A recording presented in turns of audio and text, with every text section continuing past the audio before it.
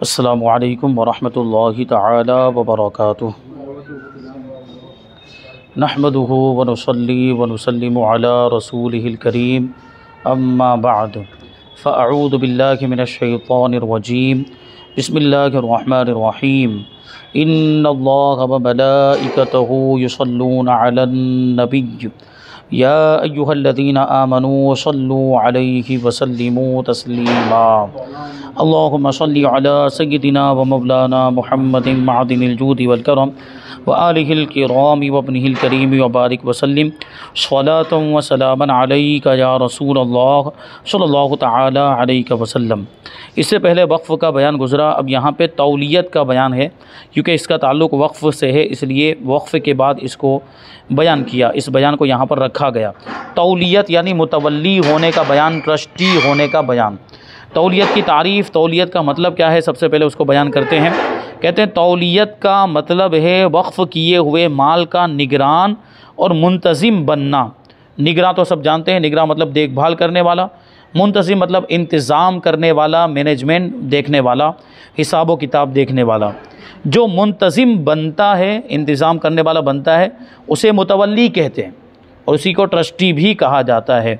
वक्फ़ का जो ज़िम्मेदार देखभाल करने वाला होता है उसको मुतवल्ली और ट्रस्टी कहते हैं। अब मुतवल्ली की शराइत और औसाफ बयान करते हैं कि मुतवल्ली बनने के लिए कितनी शर्तों की ज़रूरत, मुतवल्ली में क्या चीज़ें होनी चाहिए, कौन सी खूबियाँ होनी चाहिए, उसमें कौन सी क्वालिटीज़ होनी चाहिए। कहते हैं कि जो शख्स औक़ाफ़ की तौलियत की, मुंतज़िम बनने की, माले वक्फ़ की निगरानी की दरख्वास्त करे, ऐसे को मुतवल्ली नहीं बनाना चाहिए। यानी सामने से ख़ुद कहे कि मुझे मुतवल्ली बनाओ, मुझे ट्रस्टी बनाओ, तो ऐसे को नहीं बनाना चाहिए, क्योंकि उसमें ज़रूर उसका कोई ना कोई मकसद होगा जिसकी वजह से वो सामने से कह रहा है मुतवल्ली बनने के लिए। तो ऐसे शख्स को ना बनाया जाए जो सामने से कह रहा हो।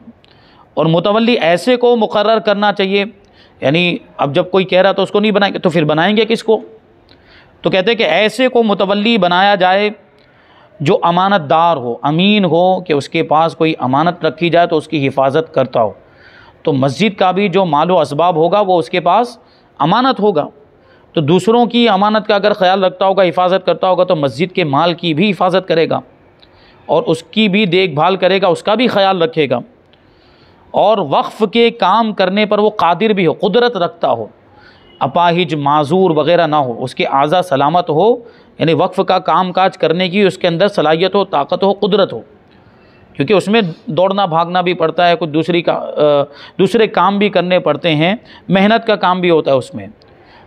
ख़्वा वो काम ख़ुद ही करे या अपने नाइब से कराए, उसने कोई अपना नाइब रखा हुआ है उससे करवाता है, बस ये है कि कुदरत होनी चाहिए, खुद करे या किसी और से कराए, यानी नाइब से करवाए। किसी और से भी मुराद क्या है, नाइब। हाँ, अगर नाइब ना हो तो कुछ दूसरे को भी काम सौंपा जा सकता है। कभी कुछ काम ऐसे होते हैं जिसमें एक दो आदमी काफ़ी नहीं होते, उसमें ज़्यादा लोगों की ज़रूरत पड़ती है, तो फिर ज़्यादा लोगों का वो इंतज़ाम करे, ज़्यादा लोगों को बुला के लाए, मोहल्ले वालों को बुला कर लाए। जैसे मस्जिद की साफ़ सफाई करनी, पूरी मस्जिद की एक साथ में एक ही वक्त में सफाई करनी है, तो बड़ी मस्जिद है तो उसमें ज़्यादा लोगों की ज़रूरत। छोटी मस्जिद है तो एक आदमी भी कर सकता है या दो आदमी भी कर सकते हैं, लेकिन बड़ी मस्जिद है तो ज़्यादा लोगों की ज़रूरत पड़ेगी, तो ज़्यादा लोगों को फिर बुलाया जाएगा और उनके ज़रिए से वो काम करवाया जाएगा। लेकिन बुलाने वगैरह का काम भी फिर किसका है, मुतवल्ली का। ये ज़िम्मेदारी भी मुतवल्ली की है, वही देखेगा सफाई वगैरह करवाने के लिए। और आम तौर पर तो अब हमारी मस्जिदों में वो सफाई करने वाले रखे जाते हैं, सफाई करने वालों को तनख्वाह दी जाती है बाकायदा, जबकि मस्जिद की सफाई करना ये बहुत ही सवाब का काम है।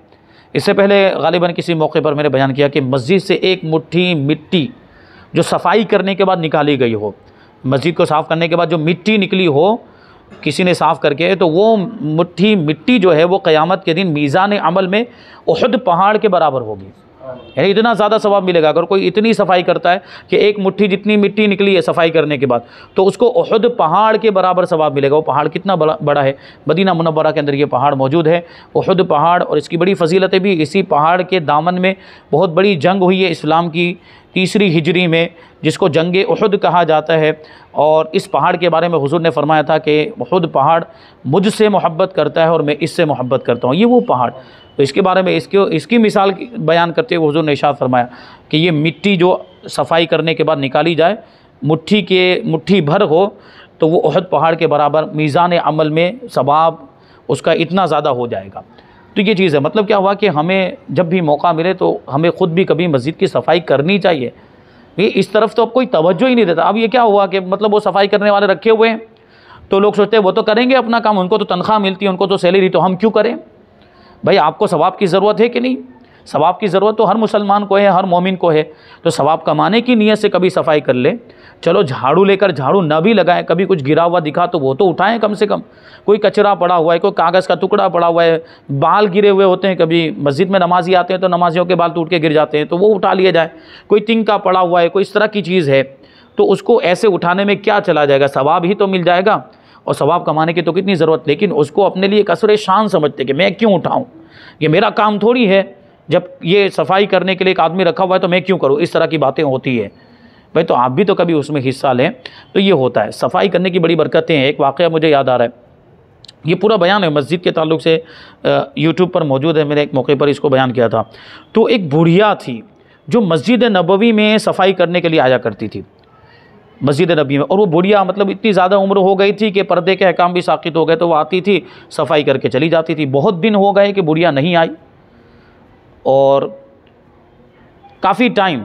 तो नबी पाक सल्लल्लाहु अलैहि वसल्लम ने उसके बारे में पूछा कि क्या बात है, वो खातून नज़र नहीं आ रही। तो लोगों ने बताया या रसूलल्लाह उसका तो इंतकाल हो गया और उसको तो हमने नमाज जनाजा गुस्ल वगैरह देकर उसको दफन भी कर दिया। तो हुज़ूर पाक सल्लल्लाहु अलैहि वसल्लम ने इरशाद फरमाया कि तुमने मुझे बताया क्यों नहीं, हम जाते उसकी नमाज जनाजा पढ़ने के लिए।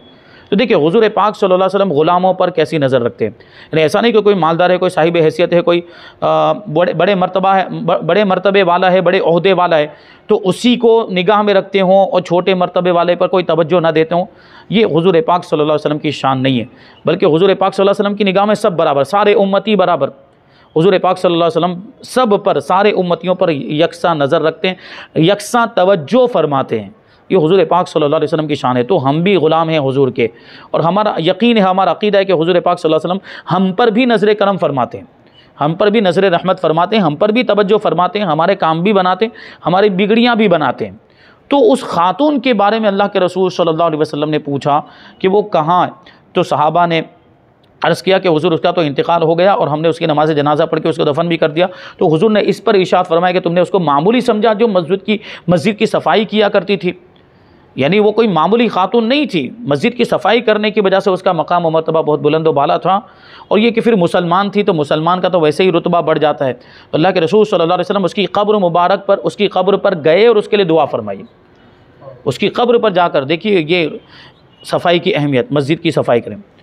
तो बहरहाल ये काम, वो तो बात वहाँ से वहाँ हो गई। मुतवल्ली जो है उसके अंदर एक चीज़ क्या होनी चाहिए कि मस्जिद का काम करने पर वो कुदरत रखता हो या दूसरे से कराने पर कुदरत रखता हो। और मुतवल्ली होने के लिए आक़िल व बालिग होना भी शर्त है, ना बालिग मुतवल्ली नहीं बन सकता। इसी तरीके से मजनून, पागल वगैरह जो जिनकी अक्ल सलामती या जो ना समझ हैं, जो सही गलत की तमीज़ नहीं कर पाते, उनको भी मस्जिद का मुतवल्ली नहीं बना जाएगा। क्योंकि अगर सही गलत की तमीज़ नहीं कर पाता है तो मस्जिद के माल में नुकसान भी कर सकता है वो। तो इसलिए ऐसे को मुतवल्ली नहीं बना जाएगा। जो अक्ल वाला है, जो समझदार है, जो होशियार है, तजर्बाकार है, ऐसे को बनाया जाएगा। और उसमें यह भी देखा जाए कि वो फासिक व फाजिर तो नहीं है, खुल्लम खुल्ला गुनाह कबीरा करने वाला तो नहीं है। यानी मतलब क्या है कि जब अल्लाह तबारक व तआला की नाफरमानी की परवाह नहीं करता है तो मस्जिद के मालो असबाब की उसमें ख़यानत भी कर लेगा। फिर वो ख़यानत के ताल्लुक़ से भी फिर कोई परवाह नहीं करेगा, हिसाब किताब में फिर गड़बड़ भी करेगा। नमाज़ छोड़ने वाला ना हो, नमाजी हो।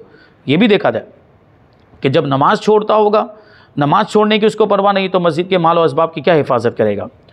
अब तौलियत के बारे में चंद अहकाम बयान करते हैं कि वाकिफ़, वक्फ़ करने वाले ने अपने ही आप को मुतवल्ली यानी मुंतज़िम रखा है, तो इसमें भी उन सिफ़ात का होना ज़रूरी है। यानी वक्फ़ करने वाला अगर ख़ुद मुतवल्ली बन गया तो उसके अंदर भी ये सारी सिफ़ात होनी चाहिए, ये खूबियाँ होनी चाहिए और ये शर्तें उसके अंदर पाई जानी ज़रूरी है जो दूसरे के अंदर ज़रूरी है।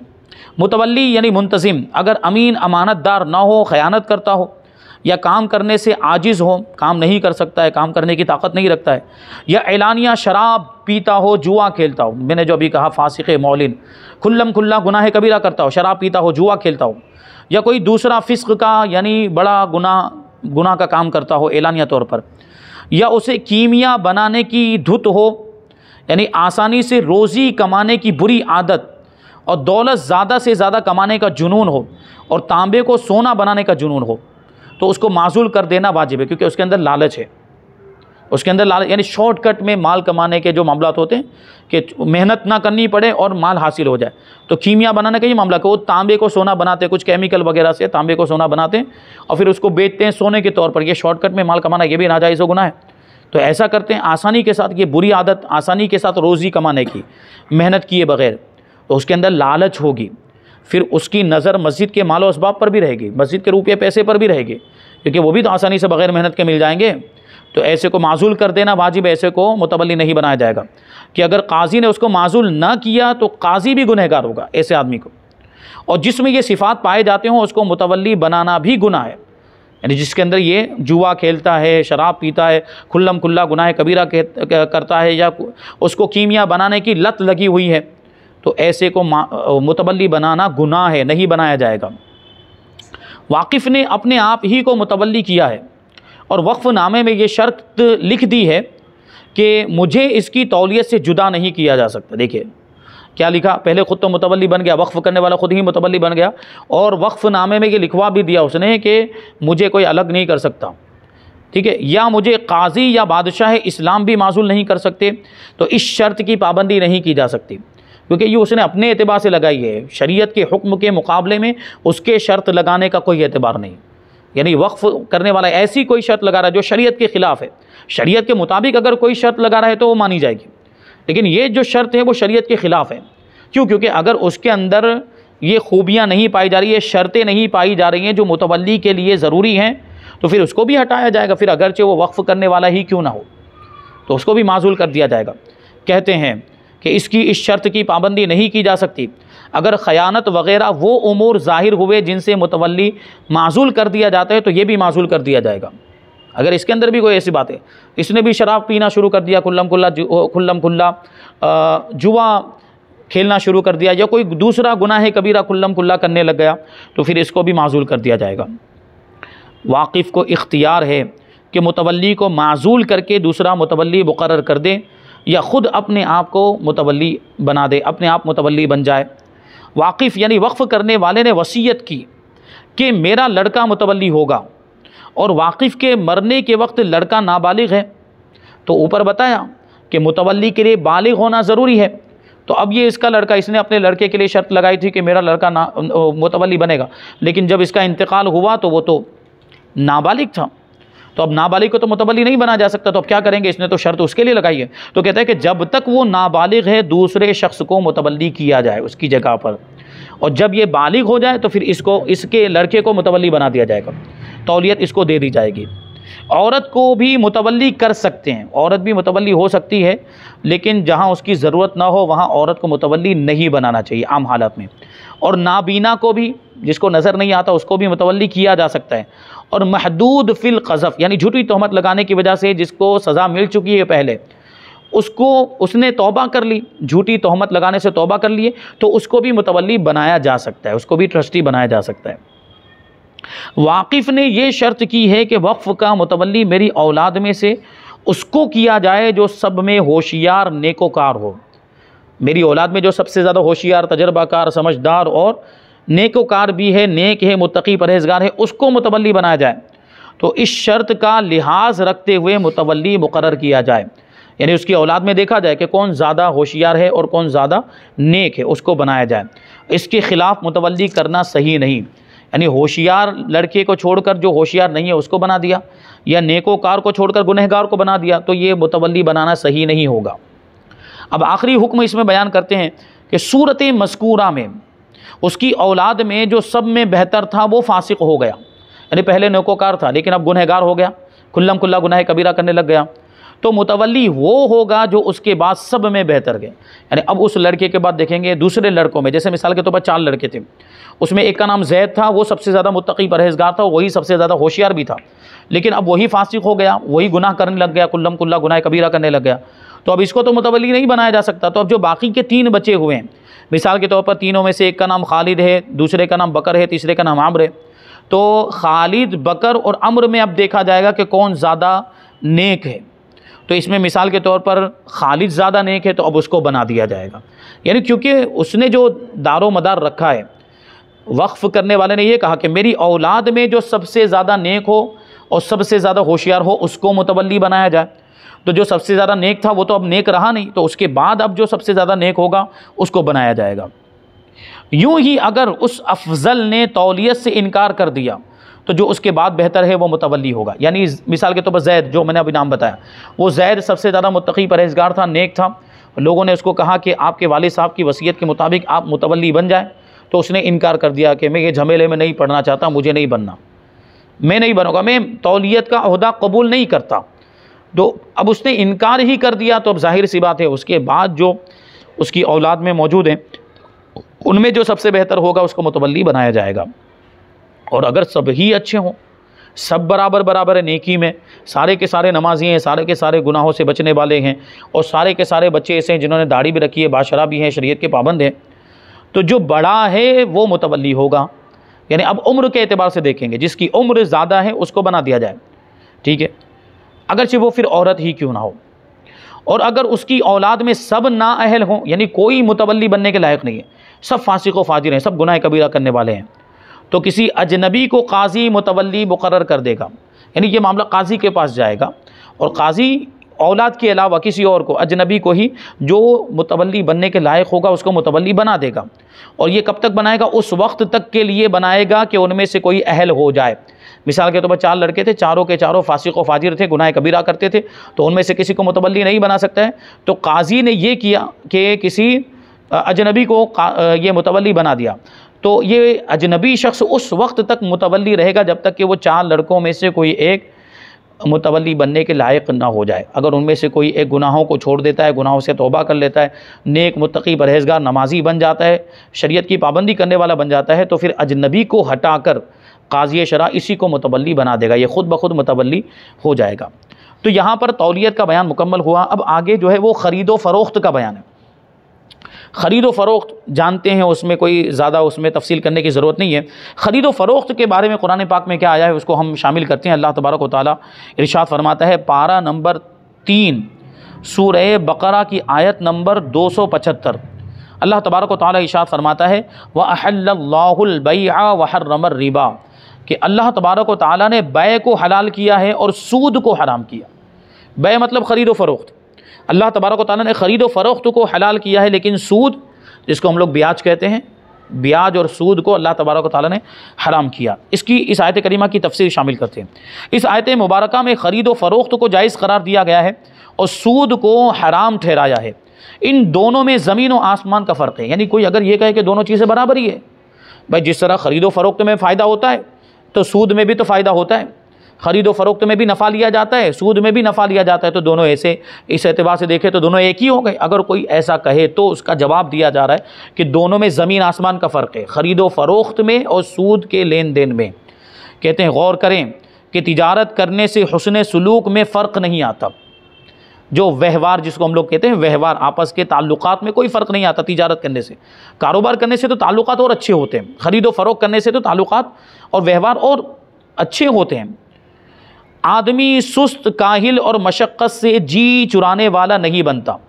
ख़रीद व फ़रोख्त जो करता है, कारोबार करता है, तिजारत करता है, तो मेहनती हो जाता है, उसके अंदर मेहनत करने की लगन होती है, मेहनत से कमाने का एक जज्बा होता है उसके अंदर, अपने माल को ख़तरे पर पेश नहीं करता।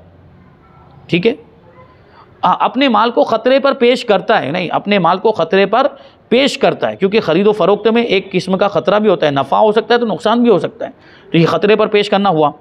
नफ़ा और नुकसान दोनों की उम्मीद होती है उसमें, ख़रीद व फ़रोख्त में कभी नफ़ा कभी नुकसान। वो दूसरे की बर्बादी और मोहताजी का आरज़ूमंद नहीं होता। ख़रीद व फ़रोख्त करने वाला दूसरे की बर्बादी नहीं चाहता, जबकि सूद वाला, ब्याज का लेन देन करने वाला बेरहम हो जाता है, उसके दिल में से मेहरबानी का जज्बा ख़त्म हो जाता है, रहम दिली ख़त्म हो जाती है। वो मुफ्त में किसी को भी रकम देने के लिए तैयार नहीं होता, यानी वो रकम देगा भी तो उसकी लालच होगी कि उसके बदले में उसको कुछ मिले, क्योंकि सूदखोर का दिल ही सख्त हो जाता है, उसके अंदर लालच पैदा हो जाती है, इंसानी हमदर्दी उससे रुखसत हो जाती है। कर्ज़ लेने वाला डूबे मरे तबाह हो जाए, ये बहर सूरत उसे निचोड़ने पर तुला रहता है। यानी जो मकरूज़ है, ज़ाहिर सी बात है, कर्ज़ लेने वाला कर्ज़ लेता कब है? जब उसकी कोई मजबूरी होती है, मजबूर हो जाता है तभी तो वो कर्ज़ लेता है, तो उसकी मजबूरी पर तो उस पर और ज़्यादा रहम करना चाहिए, उसके साथ और अच्छा सलूक करना चाहिए, उसको कर्ज़ देना चाहिए और कर्ज़ देने में कोई मोहलत नहीं रखनी चाहिए और सूद का बिल्कुल भी मामला नहीं होना चाहिए। जबकि जो सूदखोर होता है वो कर्ज़ देता है तो कर्ज़दार की कोई परवाह नहीं करता। कर्ज़दार को कर्ज़ अदा करने में जैसी भी दुश्वारी और मुश्किल का सामना हो रहा हो, इसको कुछ नहीं पड़ी होती है।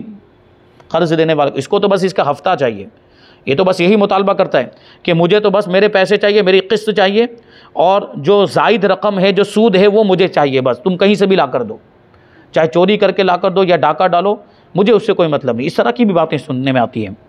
आखिर ये सब फ़र्क नहीं तो और क्या है? ये तिजारत में, कारोबार में, सूदी लेन देन में, दोनों में ये फ़र्क है। तिजारत और सूद को एक जैसा कहने वाले को क्या ये फ़र्क नज़र नहीं आता? इसलिए अल्लाह तबारक व तआला ने फरमाया कि अल्लाह ने तिजारत को हलाल किया है और सूद को हराम किया है। तो ये तो आयत करीमा और उसकी तफसीर हो गई। यहाँ पर 2 हदीसें भी ज़िक्र की हैं, उनको शामिल कर लेते हैं। फिर बै की तारीफ़ और बै के अरकान क्या हैं, बै की शर्तें क्या हैं, उसको हम आइंदा दर्स में शामिल करेंगे। पहली हदीस, हज़रत मिक़दाम इब्ने मादी करीब रज़ी अल्लाह तआला अन्हु की कनीज़ दूध बेचा करती थी और उसका समन यानी कीमत मिक़दाम रज़ी अल्लाह तआला अन्हु लिया करते थे, क्योंकि ग़ुलाम और बांदियों का ज़माना था। ग़ुलाम और बांदी मतलब जो कुछ भी ख़रीदो फ़रोख्त करें तो वो ख़ुद ब खुद उसमें जो भी फ़ायदा नफ़ा हासिल हो वो ख़ुद ब खुद आका को हो जाता है, ख़ुद ब खुद मालिक का हो जाता है। तो उसकी कीमत हज़रत मिक़दाम ले लिया करते थे। उनसे किसी ने कहा, सुबहान अल्लाह, आप दूध बेचते हैं और उसका समन यानी उसकी कीमत लेते हैं, गोया उसने इस तिजारत को नज़र हिकारत से देखा, यानी ख़रीदो फ़रोख्त के मामले को उसने कमतर समझा, वो सामने वाले ने, बोलने वाले ने। तो उन्होंने जवाब दिया, हाँ मैं ये काम करता हूँ और इसमें हर्ज ही क्या है। मैंने रसूलुल्लाह सल्लल्लाहु अलैहि वसल्लम से सुना है कि लोगों पर एक ऐसा ज़माना आएगा कि सिवाय रुपये और अशरफ़ी के कोई चीज़ नफ़ा नहीं देगी, यानी रुपये पैसे से ही काम चलेगा। जैसे कि अभी हम देख रहे हैं कि रुपये पैसे के बग़ैर आदमी हिल नहीं सकता है, रुपये पैसे के बग़ैर उसका कोई काम पूरा नहीं हो सकता है। ये ज़माना ऐसा आ गया है। तो हज़रत मिक़दाम इब्ने मादी करीब ये कहना चाहते हैं कि तिजारत करना इस एतबार से ज़रूरी है क्योंकि अब ये ज़माना ऐसा आ गया। वो अपने ज़माने के एतबार से कह रहे हैं कि अब हमारा जो ज़माना है तो और भी ज़्यादा रुपये पैसे की ज़रूरत वाला हो गया, अब तो और ज़्यादा रुपये पैसे की ज़रूरत हो गई। बल्कि अब तो दीन के काम भी रुपये पैसे के बग़ैर नहीं हो सकते, दीन के कामों में भी रुपये पैसे की ज़रूरत है। जबकि पुराने ज़माने में रुपया पैसा नहीं भी हो तो काम चल जाता था।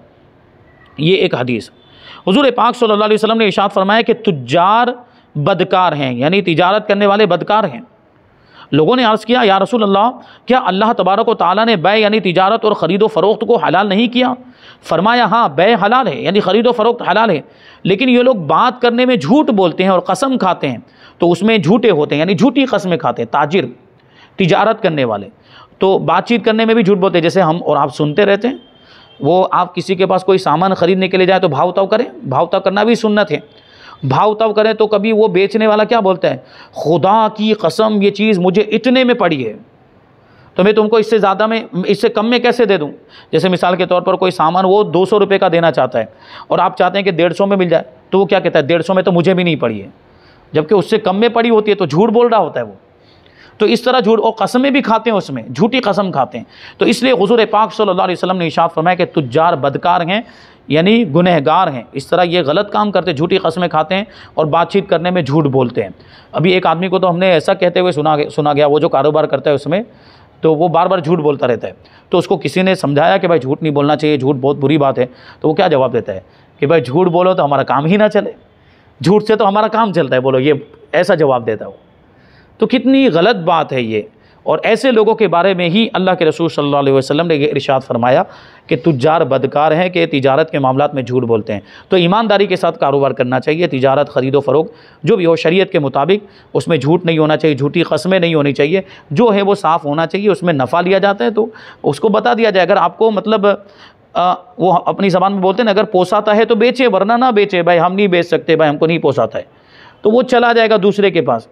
उसमें झूठ बोलने की क्या ज़रूरत। इस अंदाज में अगर आप कारोबार करें, ख़रीदो फ़रोख्त करें तो अल्लाह तबारक व तआला इसमें बरकत भी अता फ़रमाएगा, इसमें बरकत भी होगी, अच्छी नीयतें होंगी। तो यहाँ पर ये कुछ बातें ख़रीदो फ़रोख्त के ताल्लुक़ से बयान की गई। आयत करीमा, उसकी तफसीर और 2 हदीसें बयान हुई।